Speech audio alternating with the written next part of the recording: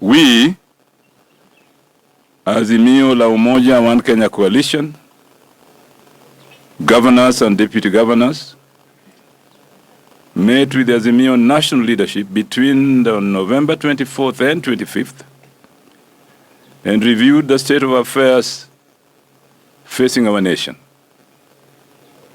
We conducted a thorough analysis of the state of our economy, politics, and human security, and noted that the people of Kenya are facing times with no immediate end in sight. At the conclusion of the meeting, we resolved as follows. 1, we will continue to champion the causes of the people of Kenya and demonstrate our commitment to safeguarding the Constitution, democracy, and the rule of law. 2, we commit to our constitutional mandate of serving the people in our respective counties. In pursuit thereof, we shall engage the national government based on mutual consultation and cooperation for the benefit of our people within the framework of the principles of the two governments being distinct and interdependent. 3, the Kenya Kwanza regime may have the appearance of legality, but does not, I repeat not, have the legitimacy from the people.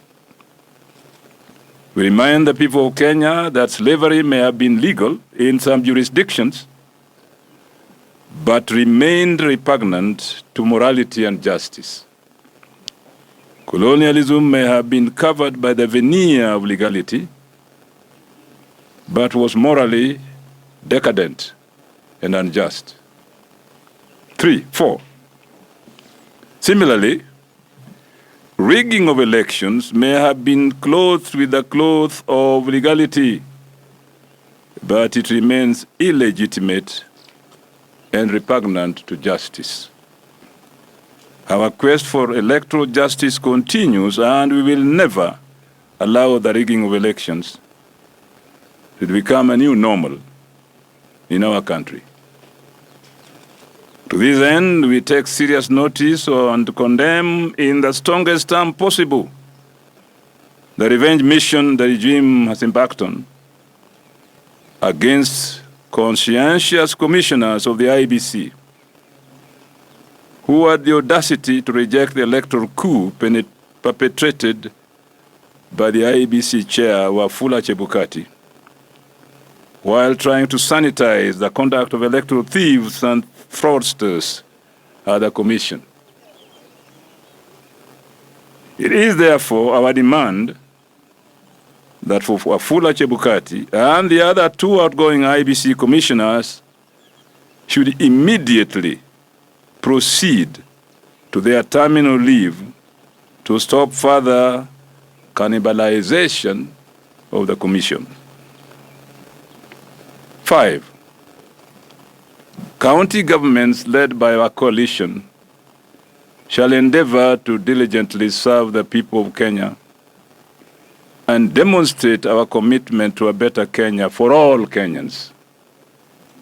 We shall protect the devolved system of governance and oppose vigorously any attempt to discriminate against any community and or region of Kenya on the basis of political persuasion, ethnicity, or religious faith. The fair allocation of resources to all counties is guaranteed by the Constitution, and we will work with Kenyans to ensure each county receives its fair share. 6, we shall establish a culture of consultations with all elected leaders, MCAs, and members of parliament alike in our respective counties, with a seamless implementation of the Azimio manifesto in our counties. To buttress this, we undertake to strengthen the Azimio movement in our respective counties so as to restore hope among our members and the people of Kenya generally. 7, we have begun deep reflections and consultations with the Kenyan people on the required resistance and struggle to protect the people of Kenya and our democracy. We shall not allow the reestablishment of authoritarian rule and the violations of human rights. We shall not allow to be taken back to the dark days of oppression and dictatorship ever again in Kenya.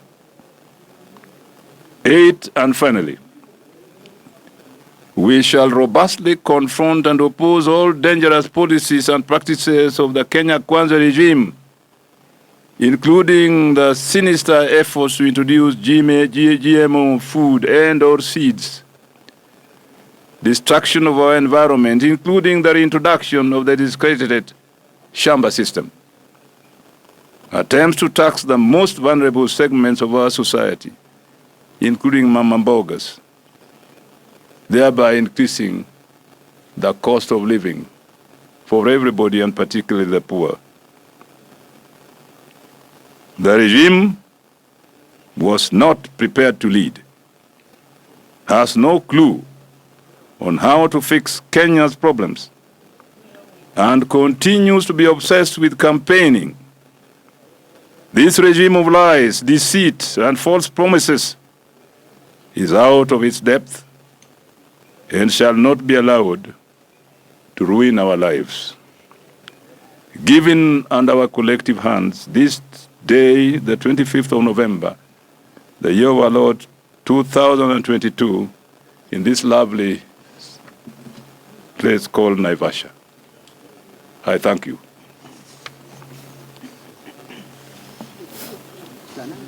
Asanteni sana, Mungu awabariki.